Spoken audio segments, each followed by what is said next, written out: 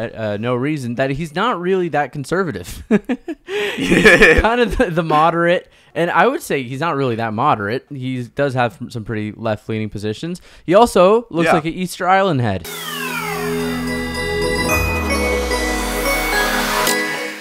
Hold on. Okay, good. All right, ready? Go.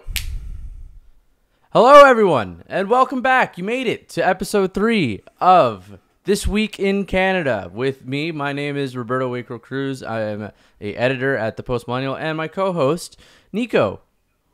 Hello, everyone. How are we? Who is joining us from a library in Toronto. He's actually out of town. It doesn't really matter. We do this show virtually, so it'll be a different background this week. How are you doing, Nico? I'm doing so well. Thanks for having me on yet again. I'm not sure whether you have a huge choice in that. Yeah, but I'd like to thank the viewers for inexplicably coming back after 2 episodes. But we're still going strong, and we do appreciate all of you. Thank you so much. Thank you very much, everyone. All right, let's just jump into it. Let's jump into it. So I think an issue this week, which we are both somewhat involved in, were the Conservative Party leadership debates. So on Wednesday, we had the French debates, which was just wonderful because nobody could speak French particularly well. And then last night, we had the English language debates, which were a bit better because, more notably, Derek Sloan and Leslyn Lewis, who just can't speak French, could actually speak in this round, which was which was wonderful. And there was no narrator. And in fact, I'll tell you what, so of course, no one who votes Conservative understands French, for the most part. So we have to have these narrators, and for the most part, that it's really dreary. They don't put any effort into it. They're just talking in this monotonous voice. But there was one stream on CPAC which had this woman who was so dramatic that she messed up one of the things. So to make it more dramatic for the otherwise bored audience, she told God knows how many viewers that Peter MacKay was attacking Jason Kenney and that he called him an angry man. So Jason Kenney is an angry man, which was just total bollocks, made it up out of thin air, apparently. And it was the most exciting thing. But yeah, I don't know. Who do you think won the debates? I gotta say, there was 2 rounds, right? And we did have some involvement. I was watching. I was doing the live tweeting on the Post Millennial's Twitter account, just providing updates for those that reasonably don't want to watch the debates. They could be a bit dry, and they were. The French one, wasn't great to watch. That was the most dramatic moment in the whole thing. I thought that was pretty good. And she spoke with such passion at some points that it really was inspiring. It was really fun. And then the English one was much more interesting because, I could actually fully understand it. My French is kind of rough. And that one, we got this, basically, there was a few things that kind of happened in that one. First off, we got to kind of get used to Leslyn Lewis. I don't know how else to put it. She wasn't a comfortable speaker. She had a lot of choppy moments. Didn't come out looking too strong, and she had the most to gain in this debate. I think. In both debates too, and it's such a shame because I quite like Leslyn Lewis. I don't agree with her on everything, but at the very least, she's an incredibly principled woman and a very intelligent woman, and it was a shame because she came into these debates with so much momentum, totally butchered the French debate. Like, she didn't look up from her podium once. She was just reading out answers that her team made her in French, I guess. And in the second one, everyone was really excited for it too. She was also, she lost it, I would say, as well, which is a shame because she had so much momentum going in, and I think Derek Sloan might have captured some of her votes. Yeah, I do too. I don't really know what it was about Lewis's presentation. It was kind of just like awkward. It was like watching a person, kind of like a person that's not a politician, try to be a politician. Really, it was kind of a lot of bumps along the road. And I think Derek Sloan actually might have come out with more of Leslyn's vote than she would have hoped for. I don't think he had pretty good. Yeah, I don't think he had an amazing debate, but I definitely think he did his job right. He's all he's doing is trying to get his base to vote for him, and he did that perfectly. The other 2 big dogs, Peter MacKay and Aaron O'Toole, kind of went at each other's throats a little more. while the other two kind of just like puttered around. Yeah. Well, in the first debate, McKay and O'Toole really attacked each other. Yeah. And I don't know why, because like I know they both view each other as their biggest competitors, as I think everyone does. But it just came off as really petulant and unnecessary. And they're cutting in front of each other. And, you know, just attack Trudeau. No one cares what you think about each other. Just like, who is best at pummeling Trudeau? And they didn't really do it in the French debate. And they didn't attack each other in last night's debate as much. But even then, there was still a lot of bickering. And I don't know, do you have time for that? I just don't like it. It's just you're tearing apart the party in a way. Exactly, yeah. Yeah. No, there's only one debate. This is your one shot to really go out there. Only one English language official debate. This is the time you have to get that lightning in a bottle, you know, get your momentum going, get everyone excited about you, and you spend all your time kind of arguing. It was kind of disappointing. I don't know, who do you think won? I would say in the first debate, I think O'Toole probably clinched it. Yeah. In the second debate, I would give it to McKay. I think McKay came off pretty well last night. Interesting. Which I hate to say because, you know, as you all may be aware, he sued me after I wrote about his negative polling, which was irritating. What else did he do? The guy, oh, you know something? So I had a question in last night's debate. So I had access to phone line. I asked Erin O'Toole a question. I didn't quite get around to asking the other ones a question. I guess I was beaten out. But I was told by someone within the Conservative Party, who was sort of managing the debate, that Peter McKay was on high alert for the Post Millennial because they seemed very angsty. So I'm just going to ask the guy a question. I'm not going to attack him, you know? Really? Yeah, I know. It was really annoying. And the thing is, right, and as our dear viewers may be aware, we're conservative. We don't make any bones about it. It's who we are. You know, some of us have inclinations towards particular leaders, but for the most part, I would argue that most of us have remained neutral. Yeah. So for McKay to be really hostile towards us, despite the fact that we're literally the only friendly conservative media outlet in Canada, is really annoying. And it's just like, come on, man, give us a chance. We just want to cover you. We're not going out for you. We only started attacking him more after he sued us for obvious reasons. You know? Yeah. Well, I was kind of chatting with my old man yesterday, and I think there's a general perception, and I think it's not for no reason, that he's not really that conservative. He's kind of the moderate, and I would say he's not really that moderate. He does have some pretty left-leaning positions. He also looks like an Easter Island head. That's because every time I look at him, his eyes are too close to his nose. And the thing that I really don't like about him is that it seems like all his experience, and I'm fairly new to conservative politics. I've only been following it for probably 4 or 5 years. I don't like that he really relies on the fact that he created the Conservative Party. I don't even know what year that was in, 2004? I think it was earlier than that. But the thing about him creating the Conservative movement, and he did, and I think he deserves he deserves credit for that, because we would never ever won if we didn't do that. And he did sacrifice his position and let Stephen Harper sort of take the throne.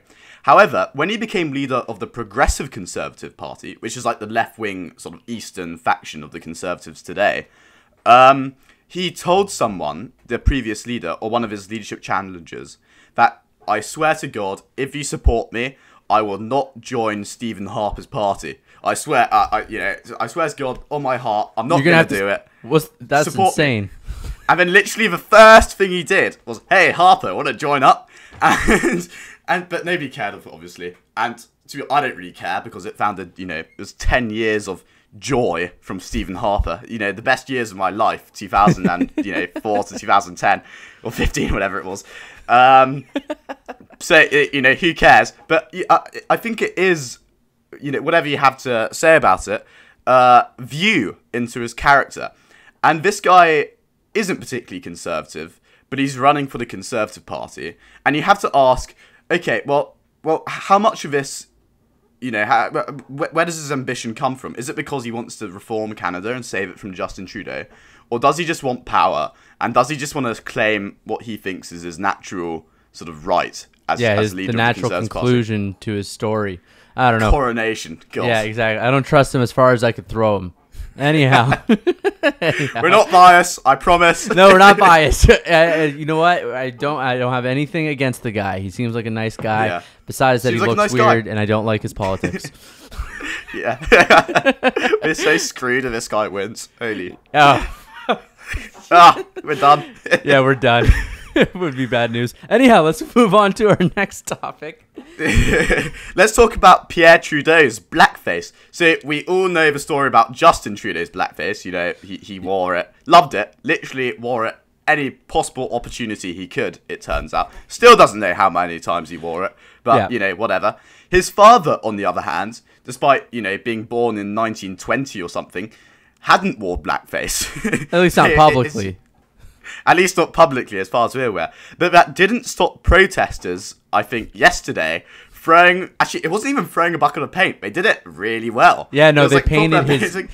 They went up with a brush and painted his face, which was pretty hilarious. So this was in... where was it? In Vaughan, I believe? Yeah, I think it's in Ontario. Yeah, it was. I think it was in Vaughan, Ontario. Sorry if not, if it was like Sudbury or something. I don't care. But and there's a great video, you can find it online. It's of the police officer doing the kind of media thing after, getting asked if this was a hate crime, and he's kind of like, I don't know whether it's a hate crime or not. Like, clearly he doesn't want to step on any toes. He's kind of walking on eggshells with everything that's going on right now. Everyone hates cops and wants to kill them, so that I kind of get it. So he's kind of like just looking to avoid trouble. Yeah, exactly. Doesn't stand anywhere near it. Yeah, he doesn't want to say anything that could potentially legitimize calls to defund him. Imagine the conversation before. All right, guys, who is going to make this announcement? It's like, God, not me. Yeah, nose goes. You do it. It's Yeah, anyway, but the whole time he kind of looks like he's kind of holding back a smirk, which is also just sad because, you know, if he laughs about it, then again, people are going to try to hang him. Just done. He cries to defund. They're already trying to rename the city. You know, there's some petition in Vaughan trying to change the city because we're so afraid of our past that we can't ration with it. We spoke last week about statues and renaming stuff and all the rest of it. And I was looking at some of the suggestions which Vaughan could be changed to. And the top one, which got all the support, was Wonderland. Because, of course, Canada's Wonderland is in Vaughan. And therefore, we should call the city Wonderland. If they did that, everyone would move out. You know, no one wants to live in a city called Wonderland. It'd be embarrassing. Imagine going to your parents and saying, "Oh, where do you live?" It's like Wonderland. It'd be terrible. Oh, it's embarrassing. That is embarrassing. Wonderland, eh?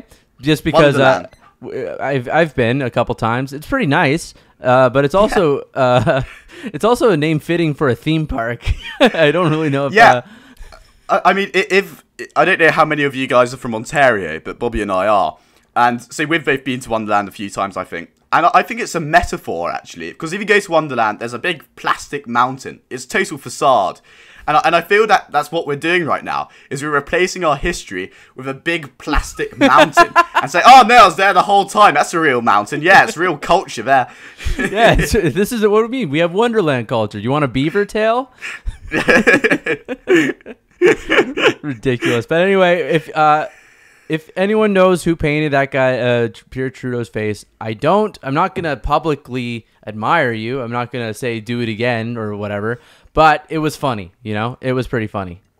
Yeah. Well, I don't know. I think we've got to be careful not to be hypocritical here because I hate, in fact, I detest anyone who vandalizes a statue or, you know, throws it into a river, as we've seen in my home country, or the rest of it. I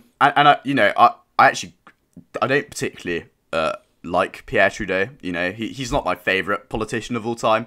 But it's still defacing a statue and still just attacking our history. And I think we need to be careful, because if we're okay with Pierre Trudeau being defaced, well then, are we okay with John A. Macdonald being defaced? You know, there has to be a rule for both sides, you know? Yeah, that's a good point. I'm gonna have to think about that one, but until I come up with something concrete, I'm gonna still find it funny. Don't do it again. I find it funny. I don't know. Yeah. I guess I want to find out what the politics of the guy that did it was, you know? Yeah, do you think he's a massive conservative, or do you think it was a massive lefty? It's one of the two. It wasn't from the MDP. I just don't... I don't know. We'll see. I think it was Maxine Bernier. Maybe it was Maxine Bernier. In the middle of a night with a bunch of shoe polish. Yeah. Anyway, moving on again to the next topic of the week. This is probably the biggest story, I think, and that's the UN Security Council. I mean, here's the thing about this, right? We were competing against Ireland and Norway. Yes. Ireland and Norway, not only have they committed more money to, like, aid missions, not only, and it's much more money as well, not only have they committed more troops to peacekeeping missions, but they've been in the competition for like a decade. Trudeau stepped in to this in 2016, committed less money, committed less troops. It was inevitable that he was going to lose. Just inevitable. But he went through with it anyway because he just assumes that the rest of the world loves him as much as Toronto does. And the guy just managed to embarrass the whole country again on the world stage and just doesn't care. He's like, oh, you know, it would have been great, whatever, but there's other ways to, you know, spend all of your money on foreign projects which don't go anywhere and instead go to corrupt politicians' pockets in West Africa. Yeah. So I'm not too happy. This is pretty frustrating. I couldn't tell what my emotions were when the news broke that they lost. I found it hilarious. Again, I thought it was just the reason being is that everything that you hear in the news cycle regarding international affairs, foreign spending, if you don't understand it, the answer is basically it's because of the UN. Trudeau has spent basically the last 4 years of his career really trying to impress a bunch of losers behind a desk that have a big blue flag of a projection that doesn't even make sense on a map. But just trying to impress these guys for so long and giving away just Canadian money, just kind of willy-nilly. If you've ever seen, like, and it's more than that. Yeah, and literally $2 million. $2 million on a website in gift baskets or whatever, trying to appease the UN. And I think something that's really interesting that I don't know if you've seen is the way that the media has interpreted the loss rather than Stephen Harper's loss, who for Stephen Harper, it was a big embarrassment for his career, a deep embarrassment for Canada. And for Trudeau, this was the Globe and Mail that said the Harper one. And then for Trudeau, it's just Trudeau loses.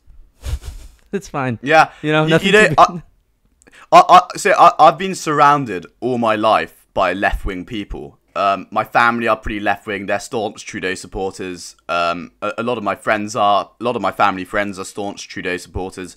And they view the Conservatives' sort of suspicion of the media as farcical. They're like, oh, the CBC isn't biased, the Globe and Mail isn't biased, the Toronto Star isn't biased. These are respectable outlets. Yeah. And you know, there's a real chip on Conservative shoulders because of stuff like that. And it's how can you reveal these two Globe and Mail headlines, one, a massive embarrassment for Harper, and the other one's like, oh, you know, whatever. And it's like, well, how can you look at these two things? How can you say the mainstream media in Canada is not biased towards a particular party, or at least towards a political ideology? It's overt. And it's disappointing, really. Yeah, it's kind of why media sucks in Canada, and that's why we're doing really well, and everyone else is dying on the vine. I don't know. Don't worry, guys. They're all dying. All dying. It's fine. They're all dying, and we're not. So you know what? Thanks for that. Thanks for the support. I gotta say, yeah, the state of media is just absolutely awful. I don't know if you've been watching the Trudeau press conferences lately. I watch them every day. Like I had mentioned last time, it's the worst part of my day every day at 11 o'clock. Gonna have to do it today. Gonna have to watch later. Just awful guy. And the press questions at the end, on the phone and in person, are some of the weakest, most milquetoast, just non-curious questioning I've ever heard in my life. I don't really know what to even say about it. Like the day after he loses the UN, no questions really about that. Every question is consistently, all the time, about the RCMP and institutional racism. Every day. Yeah. I don't understand what the point of it is when we just lost a UN bid that cost us $2 million at the very least, and who knows, $200 million in the long run. Meanwhile, they're asking about, is the RCMP, does it have institutional? Do you support Jagmeet Singh getting kicked out of office or whatever, getting kicked out of parliament? Who cares about this stuff? I don't. Yeah, and even in the Conservative leadership debates last night, so I stuck around to the end, and I was on the same line as sort of, the other journalists in Canada from the Canadian Press and the CBC and so on. And the debate covered, obviously, tons of topics. Like, it was a 2-hour debate. It discussed everything. Every single question was about systemic racism and how would you, as a candidate, define systemic racism. It's like, okay, one question is fine. Yeah, let's ask them all one question about that because I guess it's pertinent. I mean, yeah, it is pertinent, I should say. But, why not ask them about the other hour and 40 minutes of conversation they talked about tonight? There's other things here. And, I'm just going to have a guess. I don't think Conservatives are as interested in what the candidate's definition of systemic racism is compared to what's your plan for carbon tax? What's your plan for winning votes in Ontario? Are you going to fund Canada's armed forces? These are the stuff that matters, and the Conservative leadership debate was for Conservatives. And again, it shows how skewered the media landscape in Canada is towards the Liberals, and at least towards the metropolitan centres like Toronto and Montreal, where this stuff really, really matters to the journalists. Yeah. It's a shame because it doesn't really leave the Conservatives looking too hot. Like, every time you kind of watch them answer these questions, they kind of look like they had to really, talk to a professor about it before they gave an answer, right? Like, because they don't like care deeply about it. You know what I mean? Like, you can tell the spark isn't even really there in their eyes when they talk about it. But it's something that they just know they're going to get caught out. They know, this journalist is asking me this for a gotcha moment, and I have to navigate it really, really carefully. Otherwise, they're all going to publish negative stuff about me for a month. And that's how it works in Canada. Dude, that's the press, like, the entire time. There was one press conference in particular where I was just pulling out my hair. It was the day after the Trudeau Francois Philippe Champagne scandal broke. Where, if you don't know, he owes like over $1 million to the Bank of China, basically to the Communist Party of China. He owes Xi Jingping. He owes $1.2 million. Imagine owning $20 to Xi Jingping. He's not the guy you want to owe money to, right? This is someone who's going to really, really make sure that he takes all of your money, and he's going to charge you at stupendous interest rates. He's a nefarious guy. You can't trust him. You don't want to owe any money to him. Imagine owing $1 million and expecting that to have no repercussions. Yeah, no, exactly. It's a big deal. It's a massive deal. He's our foreign minister, I believe, which is not good. Yeah. I feel like that could have an influence on his foreign affair policies, but that's just my hunch. But anyway, it was the day after that scandal broke, and I counted. There was 8 questions about racism and the RCMP, and 0 questions.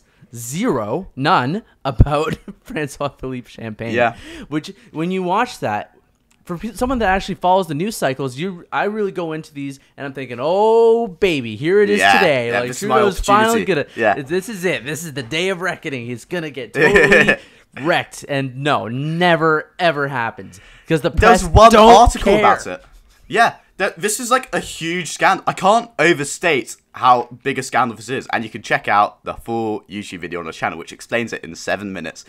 James will like that, And, this is huge. It really is a ginormous scandal. And if it were to happen in America to a Republican or a Democrat, the press would lambast them. If it were to happen in UK, the right-wing press, if it was a Conservative, would call on this guy to leave the United Kingdom. Like, they'd ask him to be, like, sent to China or something, deported for being torturous or whatever. Yeah. In Canada, one article. One. Yeah, come on, guys. Just like water off a duck's back. It's never gonna happen. I don't understand how they keep getting away with this. It's really frustrating. Because, Lord, imagine if Andrew Scheer owed $1 million to Xi Jingping. Imagine if Andrew Scheer street parties. Imagine if Andrew Scheer did like Chinese face at a party in like when he was 18 and he did the eye thing and wore a rice hat. Could you imagine if there was a photo of that? How just incredibly not prime minister he would be. Yeah.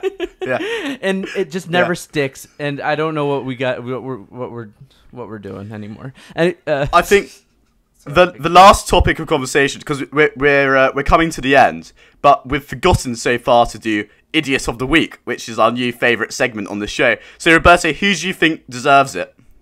Who deserves the Idiot of the Week? Man. We need to do the like the. Oh yeah, hold on. Bloop, bloop. Our Idiot of the Week this week is definitely Justin Trudeau. I don't know if there's much debate around this one. He basically got pissed on by the UN. And like not even just a little bit. Like he got less votes than Stephen Harper. He got drenched by the UN in PP. Sorry about that. But he got less votes than Stephen Harper. I believe Stephen Harper got 114. Justin Trudeau got 108. 108. Yeah. So he got less votes. But and then both other countries that he was running against, they both made it in. So Norway made it in with I think 128. That's what you needed, by the way, is 128. Or no, Ireland got 128. And then Norway got 130. I'm not sure. It doesn't really matter. But both other countries got in. Canada with a very embarrassing 108, 20 points short of what you needed to get in. Justin, who has spent the last 4 years, of his life, he tried to get into this multilateral institution that he talks about and loves so much. Didn't get any sugar back. And to me, that's hilarious, even though it's cost me and you, dear viewer, a lot of our money. Yeah. Hey, well, what can you do, right? That's just the Liberal government in a nutshell. Yeah, but so anyway, congrats, I think... Justin. Yeah, yeah. Thanks, Justin. I think we've reached the end of the show, Bobby. Is that it? Are we done? I think so. We're hitting 27 minutes. Okay. Yeah. Well, thank you. Okay, let me do a proper outro then. All right. Thank you for viewing. Thank you for watching. I hope you enjoyed the show. Let us know in the comments if we missed out on any topics. And if they're still relevant next week, we're going to get back to them and we might bring them up. Also, give us a thumbs up. We're doing all right so far. First couple episodes have done well. This one I feel like went well. Maybe a little serious in tone. We got to lighten up a little bit, man. Yeah. It's early in the morning. You must understand. It's difficult to have a laugh. Yeah, it was a little rough. I'm a little grumpy. I didn't sleep well last night, and I overslept, and then my producer got mad at me. But anyhow, yes, give us a like in the comments, subscribe if you haven't already, and tune back next week. We will be back with more content. My name's Bobby. And I'm Nico. And we're Bobby and Nico. Thank you for watching this week in Canada. Bye-bye.